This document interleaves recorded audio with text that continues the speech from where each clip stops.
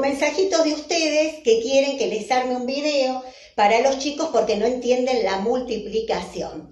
Bien, ustedes querían el video que yo les explique la multiplicación a los chicos. Bueno, a ver, mami, llamen a los chicos y sienten a los chicos que les voy a explicar la multiplicación. A ver, ¿están?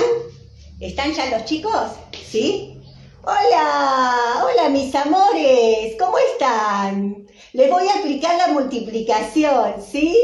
Ay, cuántos los extraño. A ver, vamos a ver el problemita 1. A ver, vamos a refrescar un poquito la memoria. Mamá plantó en 3 canteros 3 plantines. ¿Cuántos plantines plantó mamá? 3 plantines en 3 canteros. A ver.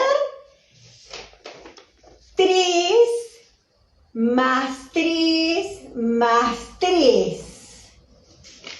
3 veces 3. 3 por 3, 9. Metete adentro que llueve.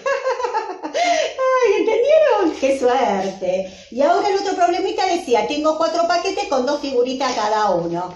2 más 2 más 2 más 2 más 2. 4 veces 2. 4 por 2, 8. ¿Sí? A ver la brocha. ¿Ya entendieron? ¡Bravo! ¡Qué bueno! Bueno, ahora van a hacer con mami los 40 problemitas que le mandé. Llámala, mami, llámala. Vayan a hacer la tarea. Vayan que yo sigo hablando con mami. Bueno, ya les expliqué, los chicos son una luz, entienden rapidísimo, ¿sí? Y mira, te voy a decir algo. Si vos querés que yo te mande otro videíto, pedile a tu marido, que ya le mandé muchos. Chao, me voy a ver poco ortodoxa.